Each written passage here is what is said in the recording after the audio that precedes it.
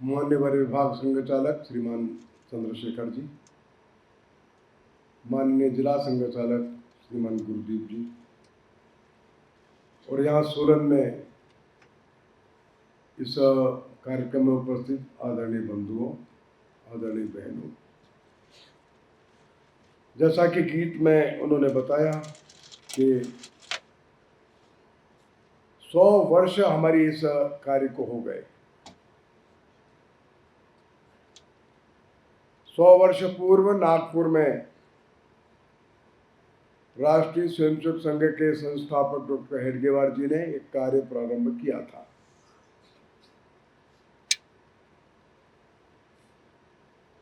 प्रारंभ में वे कांग्रेस में काम करते थे। देश की आजादी के लिए 2 बार जेल गए। क्रांतिकारियों के साथ मिलकर के कलकत्ता में काम किए। मेडिकल कॉलेज की पढ़ाई पूरी होने के बाद उन्होंने इस बात पर गंभीरता से विचार किया कि हमारे देश की इस वर्तमान परिस्थिति का कारण क्या है। ऐसा देश जो विश्व में एक अपना अलग स्थान रखता था, हर दृष्टि में हमारा देश बहुत उत्कृष्ट था। एक अंग्रेज इकोनॉमिक हिस्ट्री लिखते हैं। सारे विश्व की जो आर्थिक व्यवस्थाओं का इतिहास है, एंगुस मेडिसन उनका नाम है। कुछ वर्षों पूर्व उन्होंने दुनिया का आर्थिक इतिहास लिखा और उन्होंने बताया कि भारत का जो आर्थिक स्वरूप था, आर्थिक स्थिति थी, वहां से 3000 वर्ष पहले विश्व की जो आर्थिक स्थिति थी उसमें बड़ा हिस्सा अकेले भारत का था, 34%। और 18वीं शताब्दी तक, अर्थात लगभग 3000 वर्षों तक भारत विश्व में एक बहुत अच्छी बड़ी आर्थिक स्थिति बना रहा। अंग्रेजों के आने के बाद वो स्थिति बिगड़ती चली गई। आज से 3000 वर्ष पहले भारत का तक्षशिला का जो विश्वविद्यालय था, वह दुनिया के उस समय विद्यार्थी पढ़ने के लिए आते थे, निःशुल्क शिक्षा थी। नालंदा, उदंतपुरी, विक्रमशिला, इन विश्वविद्यालयों में भी दुनिया के अनेक देशों के विद्यार्थी पढ़ने आते थे, निःशुल्क शिक्षा थी। और एक एक विद्यालय के अंदर कई कई लाख पुस्तकें हस्तलिखित वो ग्रंथालय में रहते थे। हमारा देश ऐसा देश था जिसने अनेक ऐसे ग्रंथ लिखे थे, दुनिया में कहीं थे ही नहीं, कल्पना भी नहीं थी। वो अलजेब्रा है, मैथमेटिक्स है, आज का जो अर्थमेटिक है, व्याकरण है, साहित्य है, औषधि शास्त्र है, आयुर्वेद है, समाज जीवन के सैकड़ों ऐसे आयाम थे जिन पर भारत के लोगों ने बहुत प्रारंभिक ग्रंथ लिखे। नक्षत्रों की गति नापने का काम भारत के लोगों ने किया।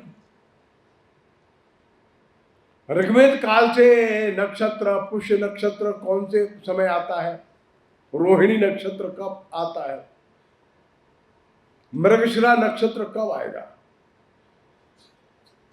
यह काम वैदिक काल से चल रहा था। धरती का सरकमफेरेंस है, परिधि नापने का काम भारत ने किया। दुनिया को अंक देने का काम, शून्य देने का काम भारत ने किया। सारे दुनिया को जो व्याकरण है, ग्रामर है, ये भारत से गया। दुनिया की अधिकांश भाषाएं, Latin, Greek, English, French, German, Bharat की भाषाओं से निकली है। दुनिया का पहले जो गणराज्य बने वो भारत में ही बने। अजी बहुत सारी बातें हैं, हम कह सकते हैं, हम नहीं कह सकते, दुनिया के सब लोग जानते हैं। ये सब का ओरिजिन जो है, मूल स्थान भारत है। और ऐसा देश जिसने कभी किसी देश पर आक्रमण नहीं किया, किसी देश को लूटा नहीं, दुनिया में कहीं किसी को गुलाम बना करके मार्केट में बाजार में बेचा नहीं, उस देश पर इतने आक्रमण हुए तो देश की कमर तोड़ दी। ऐसा क्यों हुआ? हमने तो किसी को कष्ट नहीं दिया था। इसका कारण क्या है? तो लोग कहते थे इसका कारण तो अंग्रेज है, ये इसका कारण ये बाहर के आक्रमण करने वाले जो इस्लाम के अनुयायी है वो है। तो डॉक्टर साहब का कहना था नहीं, गलत बात, इसके कारण हम हैं। हमने उनको मौका दिया, उन्होंने आक्रमण किया, वे आए तो हम हिम्मत से लड़े ही नहीं, मिलकर के एकजुट नहीं हुए। हमारी कमजोरी का लाभ उठाकर उन्होंने देश पर इतना अत्याचार इतने वर्षों तक किया। यदि हम सशक्त होकर के, मिलकर के, एकजुट होकर के खड़े हो जाते तो एक बार में ज्यादा से ज्यादा 1 लाख लोग से ज्यादा तो आए नहीं थे कभी। गजनी गौरी की सेना में भी 1 लाख से ज्यादा लोग नहीं आए थे।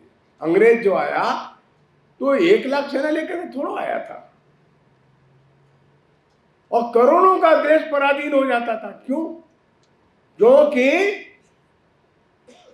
समय की कठिनाई देखकर हम लोग एकजुट होना चाहिए, वो नहीं हुए, आपस में झगड़ा करते रहते थे।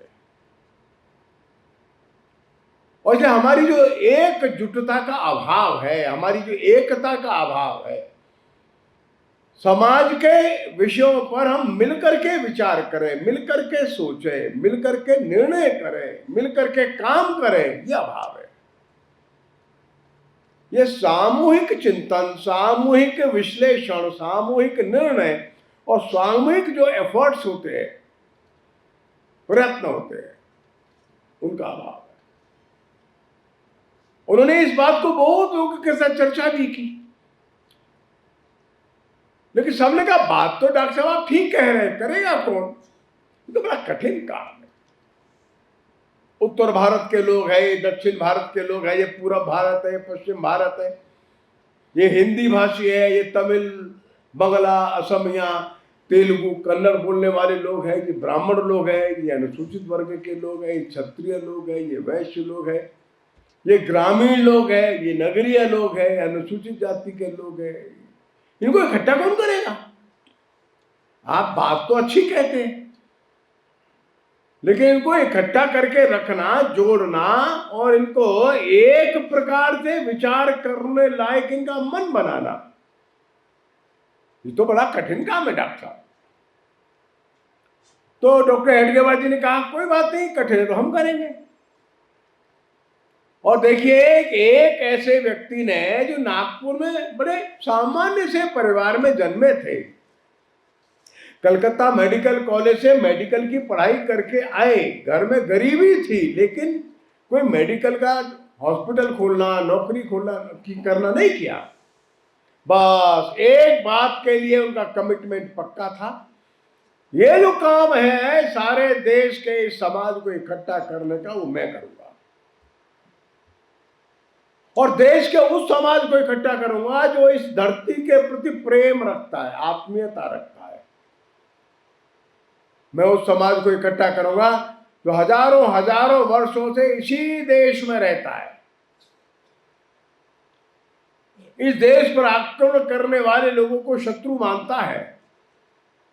शत्रु मित्र की पहचान उसको है, कौन हमारा मित्र, कौन हमारा शत्रु।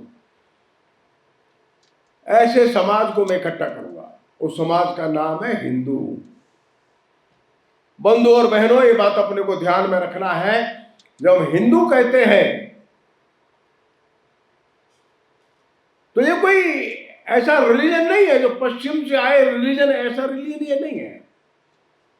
ये अपने आप में हजारों रिलीजन्स का एक प्लेटफॉर्म है।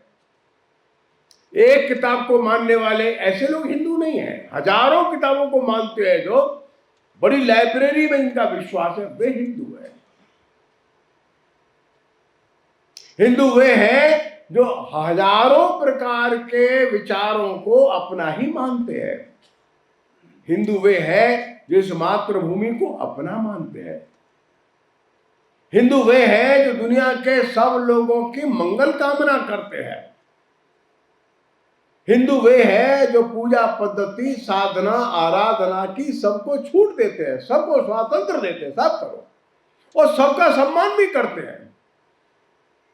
संक्षेप में कहा जाए तो हिंदुत्व एक ऐसा बड़ा प्लेटफॉर्म है जिस पर हजारों रिलीजन्स उत्पन्न हो सकते हैं।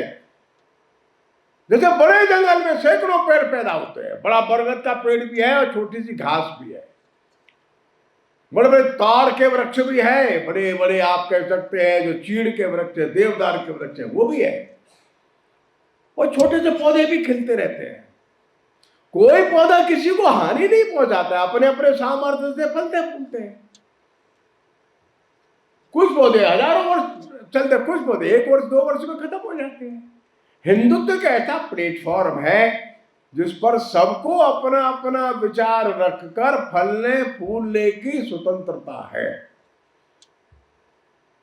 लेकिन सबका सम्मान करते हुए, सबके सुख की कामना करते हुए। सर्वे भवन्तु सुखिनः, ये हिंदी कहता है। और ये शैव लोग भी है, वैष्णव भी है, नाथ योगी भी हैं, यज्ञ करने वाले हमारे आर्य समाज के लोग भी हैं, वीर शैव लोग भी है, रैदासी रामदासी भी है, रामानंदी भी है, नामदेव मानने वाले हैं, नानक पंथी भी है, कबीर पंथी भी है, दादू पंथी भी है। आप हजारों नाम लीजिए। आसाम में शंकर देव को मानने वाले लोग भी हैं, त्रिपुरा में जो है वो भिन्न प्रकार के मत मानने वाले, अरुणाचल में 26 प्रकार के जनजातियां हैं, वो सब हिंदू है। तो हिंदू एक बड़ी परिभाषा का नाम है, लेकिन उसका जो गुण धर्म है, उसका जो मौलिक व्यवहार है, वो एक है। और जो हिंदुत्व हम कहते हैं तो एक बंद कोई स्विमिंग पूल का पानी जैसा है, कोई बंद तालाब जैसा है, एक निश्चित परिभाषा जैसा है, वैसा नहीं है। हर कोई आकर के इसमें नई बात जोड़ सकता है। ऋषियों की बात थी तो वेद बने, तो बाद में आगे चल करके उसमें उपनिषद आ गए, अलग और नई बातें आ गई, आगे चले तो पुराण आ गए और नई बातें आ गई। भगवान बुद्ध का दर्शन आया तो वो भी उसमें जुड़ गया, महावीर जी ने कहा तो वो भी जुड़ गया, शंकराचार्य ने कहा वो भी उसमें जुड़ गया, गुरु नानक देव जी ने कहा तो वो भी उसमें समाहित हो गया, कबीरदास जी ने कहा तो वो भी जुड़ गया उसमें, रैदास जी ने कहा वो भी उसमें समाहित है, नामदेव जी ने कहा तो वो भी उसमें समाहित है, स्वामी विवेकानंद ने कहा तो वो भी उसमें जोड़ दिया, महर्षि अरविंद ने, हाँ वो भी ठीक है। और जो हरेक व्यक्ति को अपना मत रखने का स्वातंत्र है, और वो हिंदुत्व के लिए एक नई चीज दे देता है।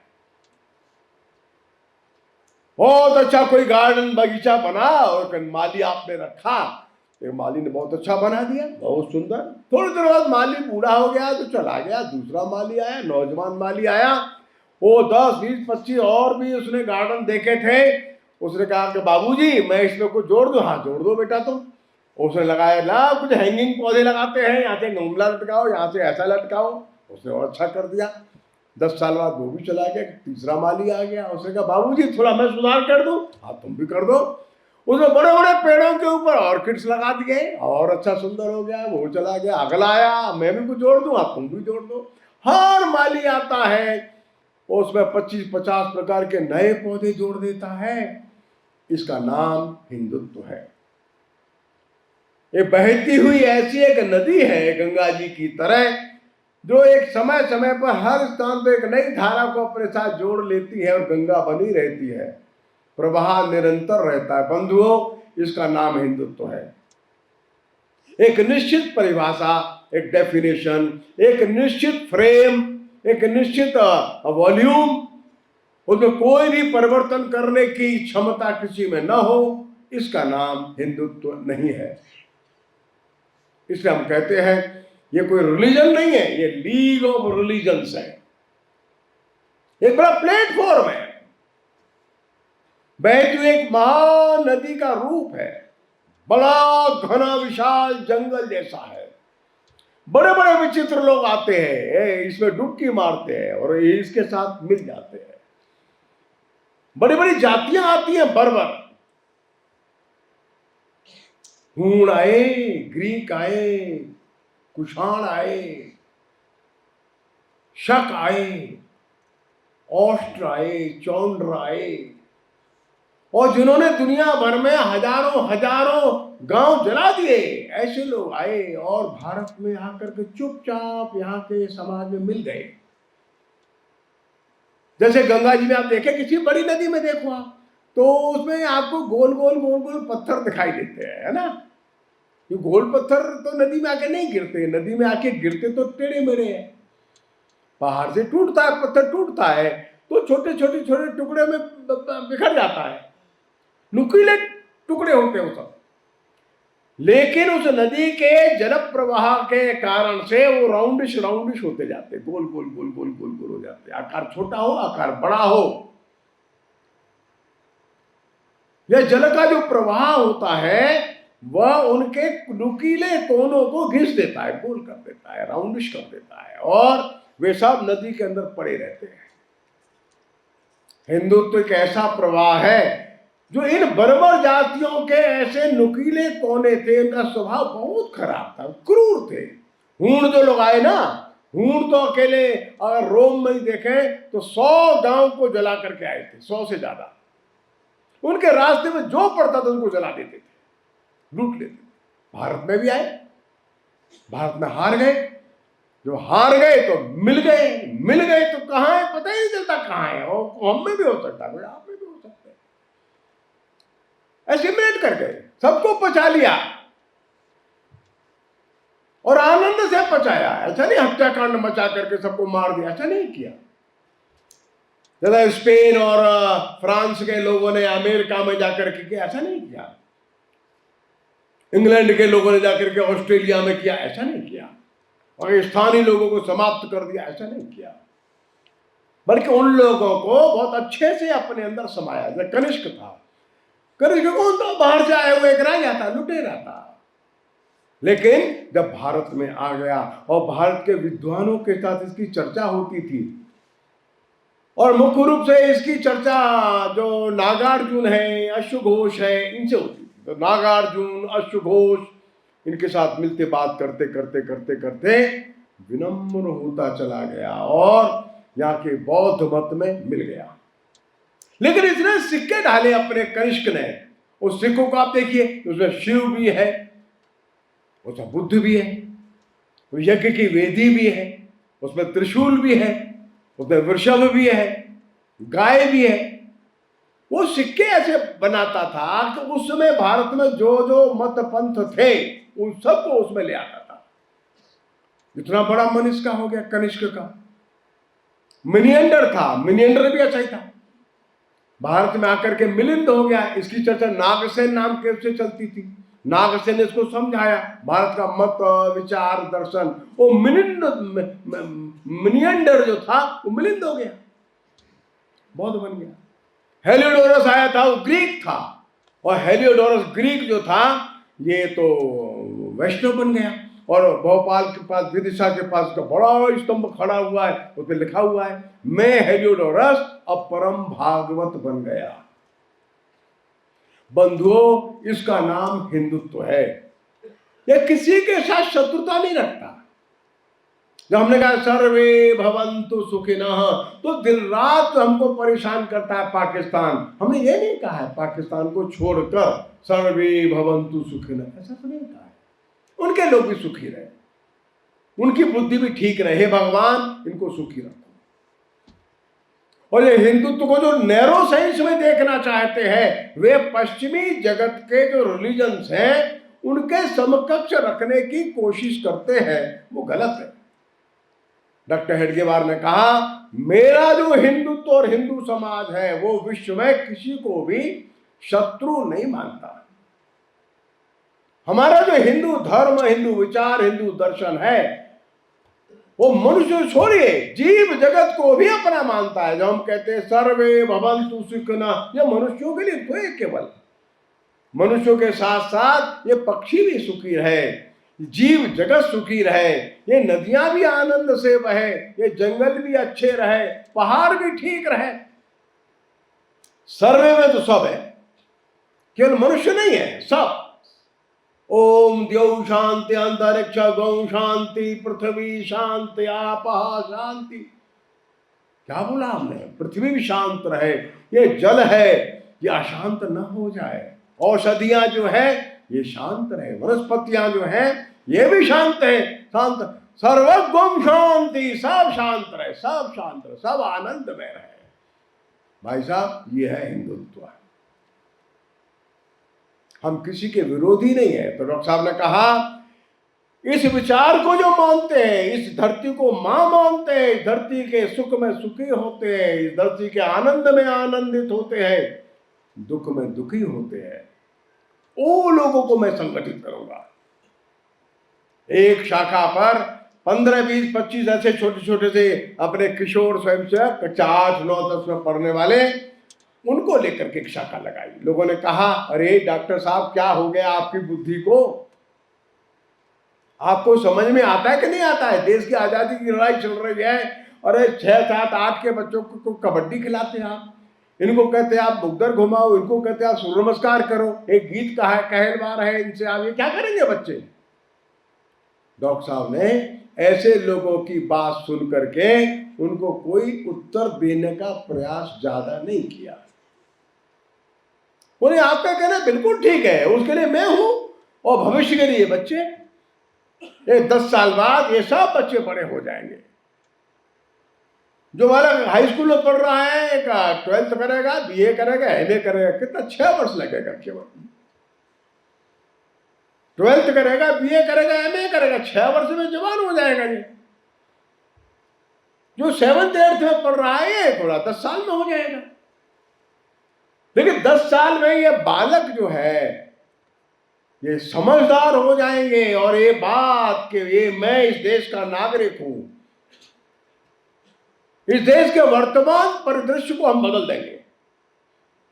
वर्तमान स्वरूप देश का है पराधीनता का है, तो हमारी पहली प्रतिज्ञा यही थी, हम इस देश को स्वतंत्र करने के लिए हम राष्ट्रीय स्वयंसेवक संघ के घटक बने हैं।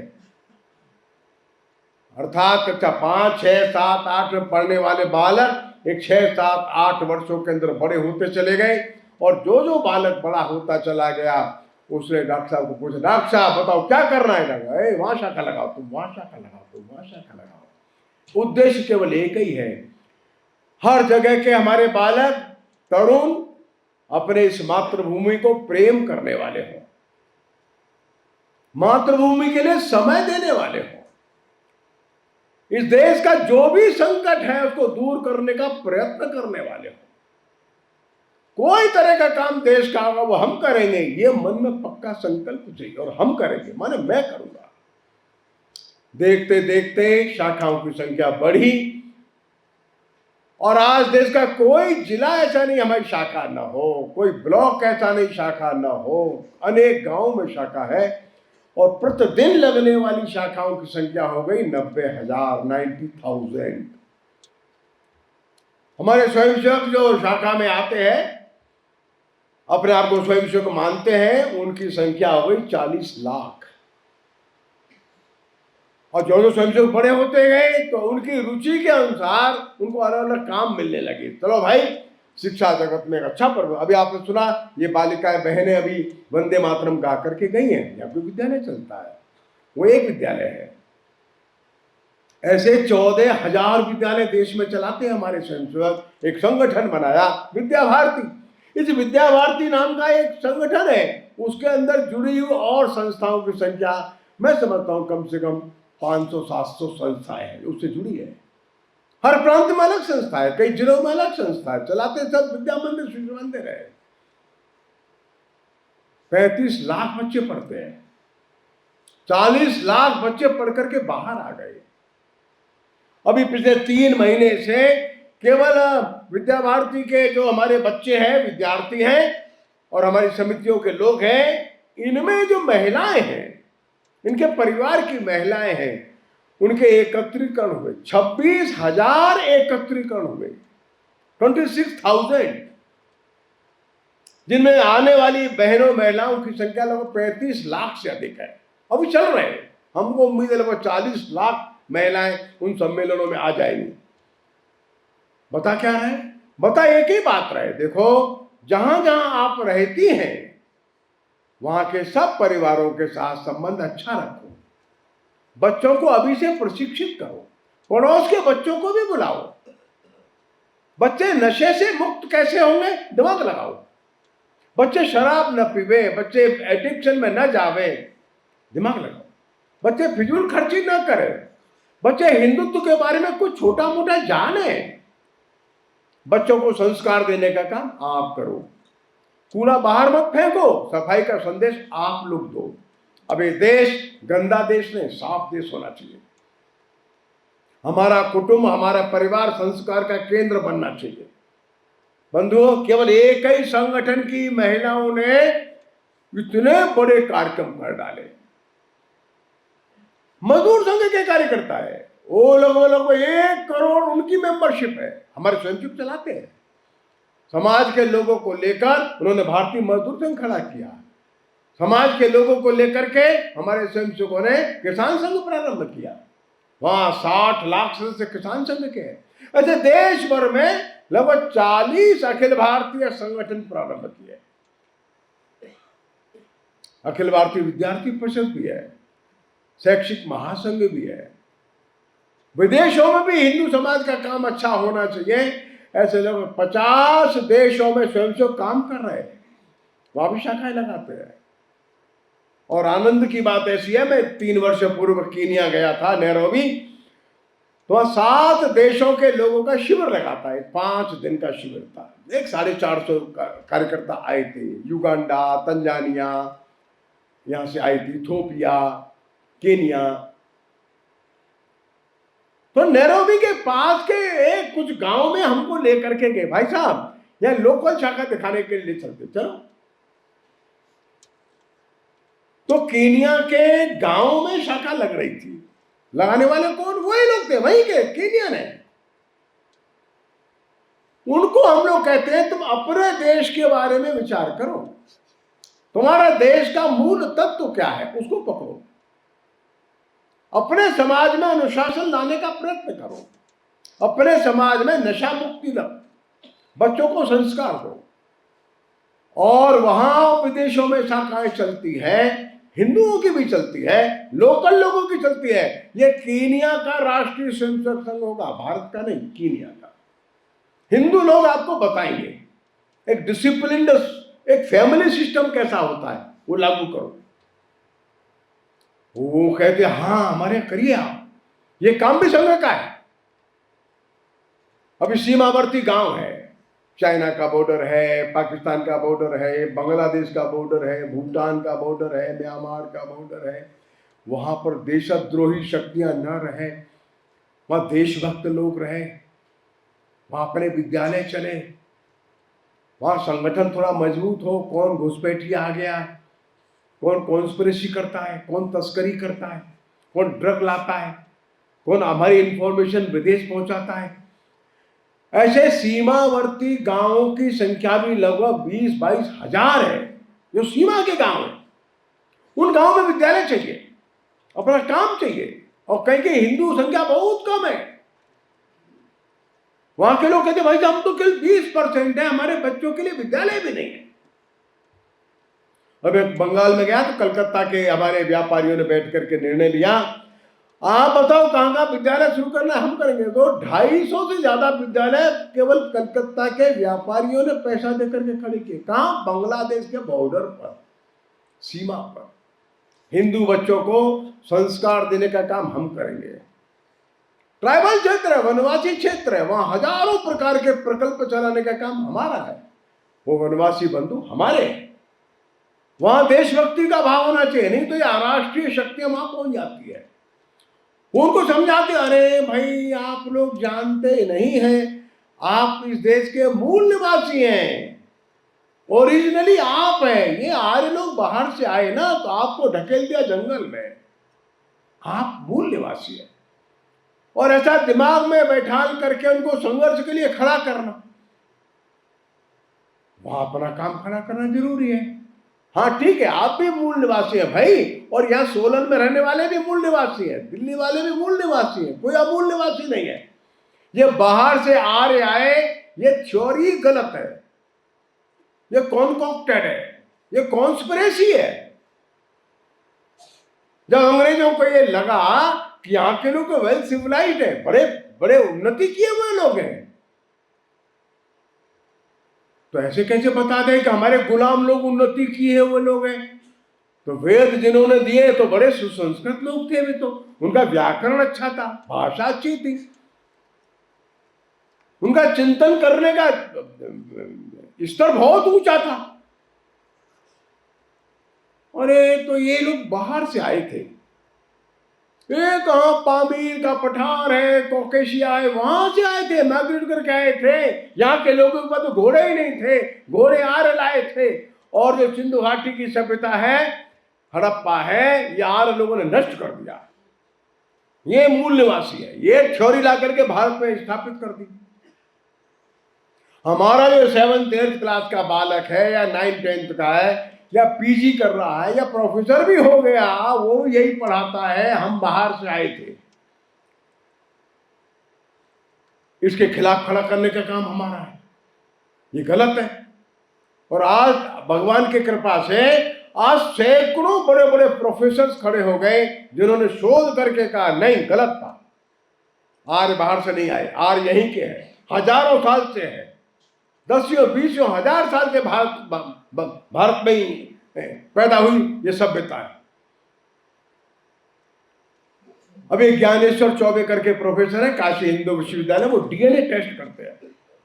अभी अमेरिका में थे बहुत साल, लेकिन काशी हिंदू विश्वविद्यालय वाराणसी में है, उन्होंने डीएनए टेस्ट करके बताया है आज से 6-7 हजार 8 हजार 9 हजार 15 हजार साल पहले भी वो डीएनए भारत का एक ही है।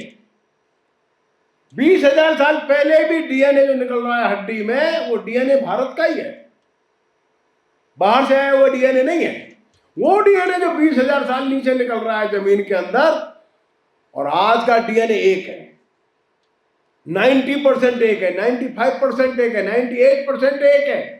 ये जो थ्योरी है ये बाहर से आए, ये गलत।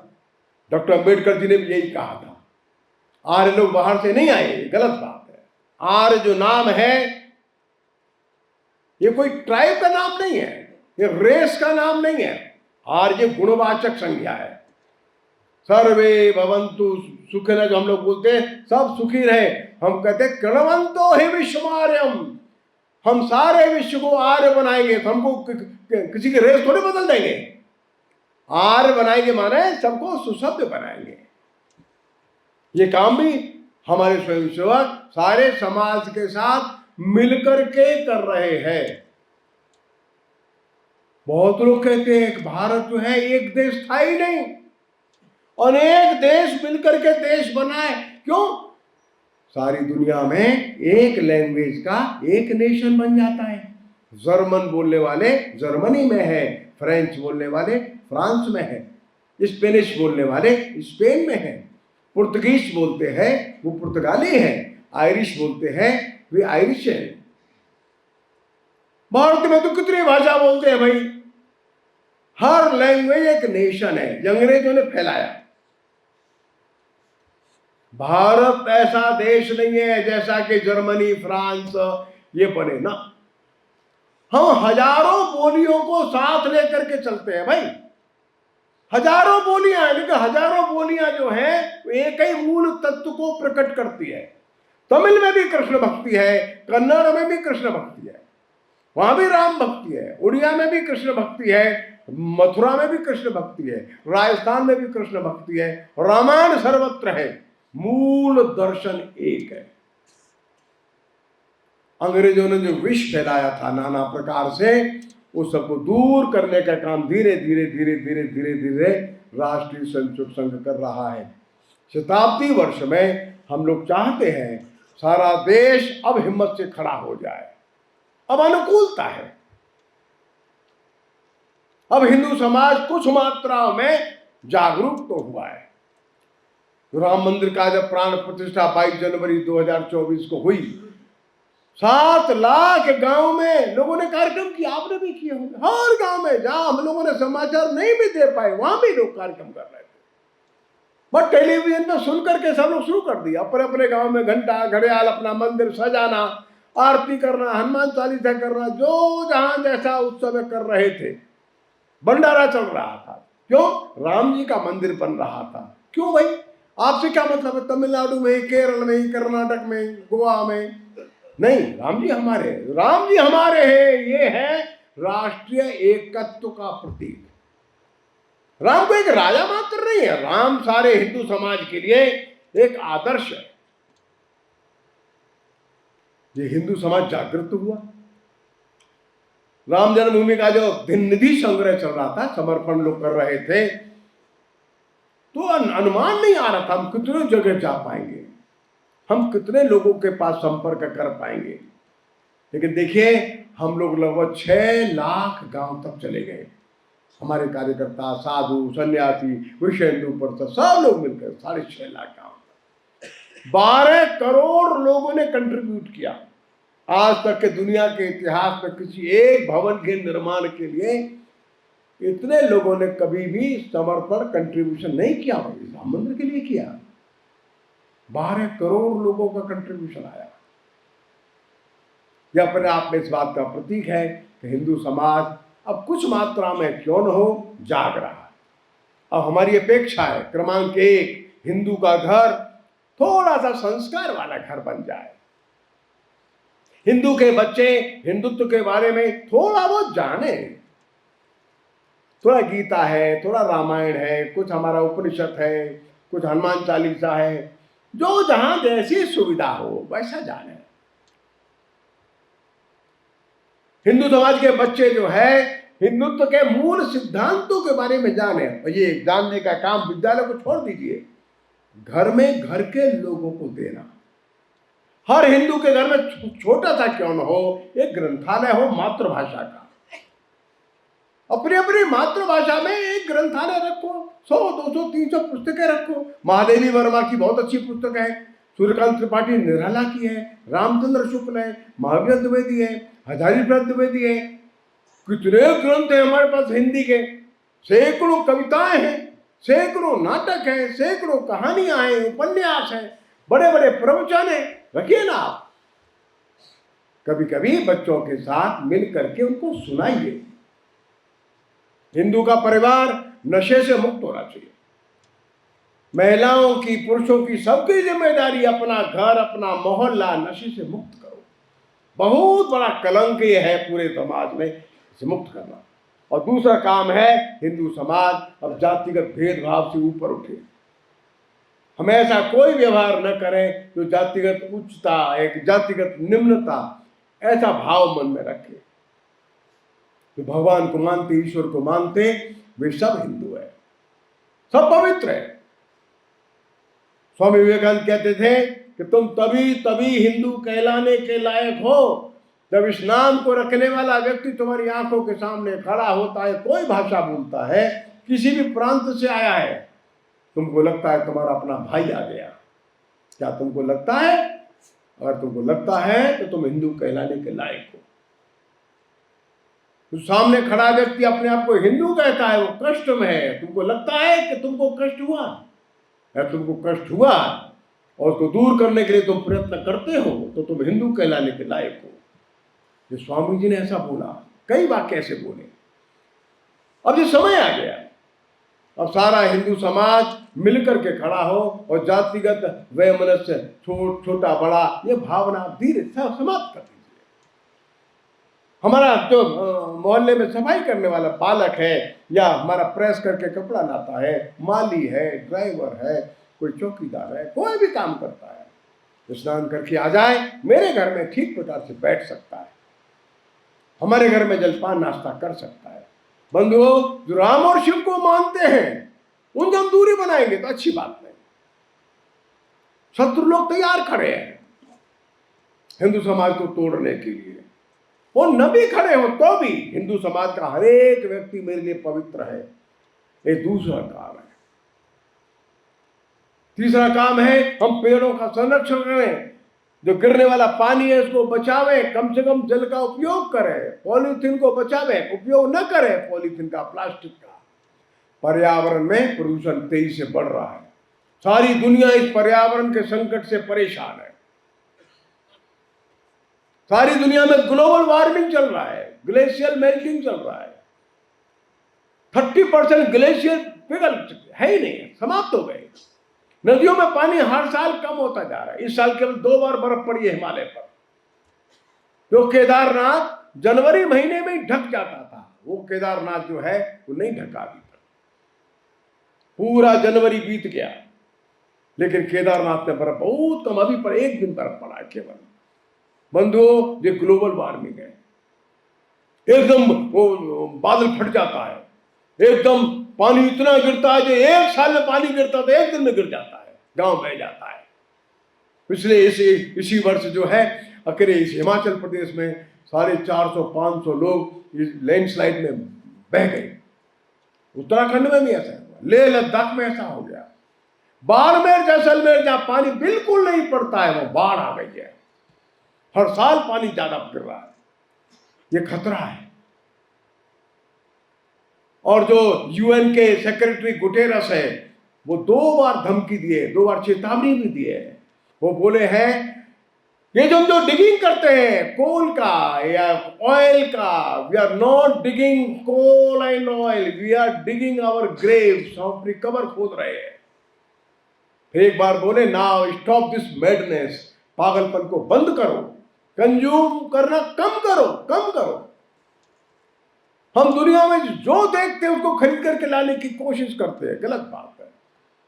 हिंदू का मन ऐसा नहीं था। हिंदू का मन न्यूनतम में अपना खर्चा चला करके गौशाला को देता है, विद्यालयों को देता है, किसी पाठशाला को देता है, किसी सन्यासी को देता है, गरीब बच्चों को सहायता करता है, गरीब कन्याओं का विवाह करता है।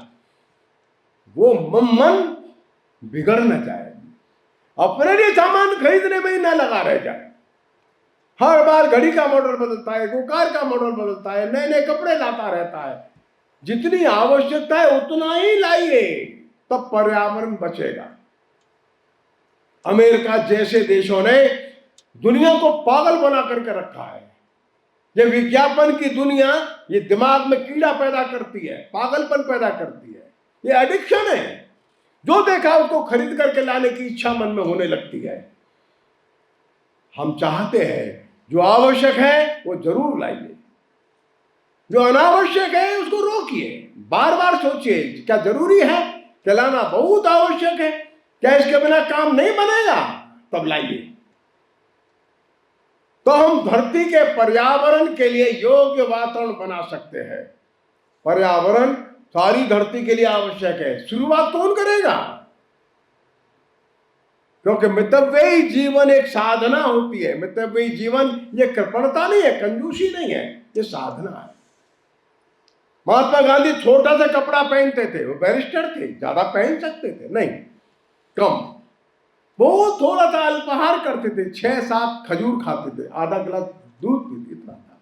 वल्लभ भाई पटेल भी केवल 4-5 जोड़ी कपड़ा रखते थे, अपने हाथ से कटा हुआ सूत रहता था। राजेंद्र बाबू का भी ऐसा था, मदन मोहन मालवीय जी भी ऐसे थे, दीनदयाल उपाध्याय भी ऐसे ही थे, राम मनोहर लोहिया जी भी ऐसे ही थे। कम से कम सामान्य अपना जीवन चलाना, मितव्ययी जीवन, ये साधना है। कलाम साहब के पास केवल 5 पेंट था। रतन टाटा का जो अपना अपना फ्लैट है, कोई बहुत बड़ा फ्लैट नहीं था, छोटा सा फ्लैट था, छोटी सी कार में चलते थे। लेकिन वाराणसी के कैंसर अस्पताल के लिए उन्होंने 1000 करोड़ रुपए की बार में दिया था। आसाम में 10 अस्पतालों के लिए उन्होंने कई हजार करोड़ रुपया दिया था। अपनी गाड़ी बड़ी नहीं करी, अपनी गाड़ी का मॉडल बड़ा नहीं बनाया, अपनी गाड़ी मुश्किल से 6-7 लाख रुपए की छोटी सी गाड़ी में चलते थे। ये मितव्ययी जीवन होता है। और दूसरे के दुख देख करके जो उदार होकर के देने की इच्छा रखता है, ये भारत का मन है, ये हिंदू का मन है। पश्चिमी सभ्यता की आंधी में ये मन बिगड़ न जाए। और चौथा है अपने को 100 का आग्रह करना। 100 हम कौन है, हु आर वी, हमारी संस्कृति है, हमारी परंपरा है, हमारी भाषा है, हमारे त्योहार है, हमारे ग्रंथ है, हमारी बोली है, हमारे गीत है, हमारा व्यवहार है, उसको पक्का रखना। अपना जन्मदिन, जन्म कुंडली घर में सबके बनी रहती है, वो पंडित जी जन्म कुंडली बनाते हैं, आपका जन्म ज्येष्ठ शुक्ल और चतुर्दशी को है, संवत फलाना फलाना है ना। लेकिन आप जन्मदिन मनाते तो अंग्रेजी दिन से मनाते। विवाह का दिन तय होता है, वो अच्छा शुभ दिन तय करता है हिंदी तिथि से। नहीं भाई साहब, अभी विवाह नहीं बनता है, अभी देव सो रहे हैं, अभी लगन ठीक नहीं है, ठीक लगन पर दिन पर आपका विवाह तय करता है। फला फला महीना, फला फला पक्ष, फला फला दिन होगा, वो चैत्र मास का शुक्ल पक्ष का द्वादशी का आपका मतलब विवाह होता है, ठीक है। लेकिन विवाह की वर्षगांठ मनाते हैं कौन सा दिन, वो अंग्रेजी दिन तय कर लेते हैं। क्यों ऐसा क्यों करते हैं?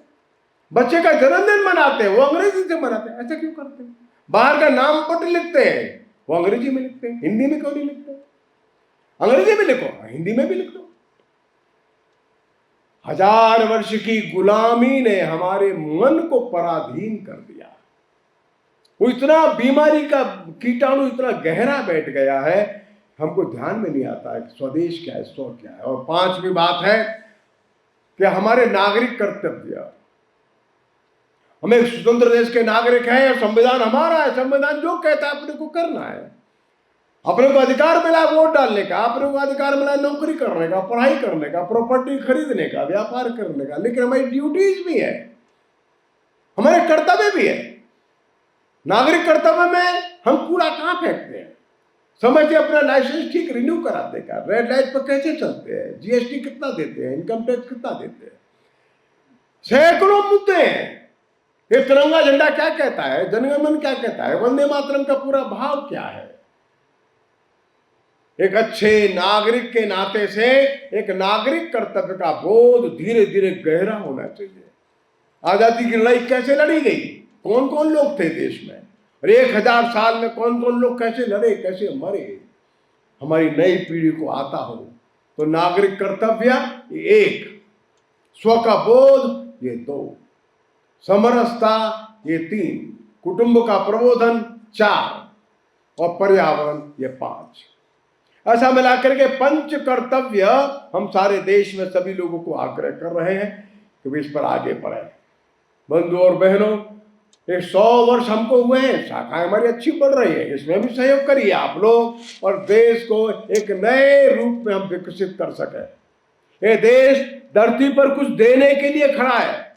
हजारों वर्षों से हमने दुनिया को कुछ दिया है। दुनिया असहिष्णुता के कारण से परेशान है, दुनिया भोगवाद के कारण से परेशान है, हर देश संघर्ष कर रहा है।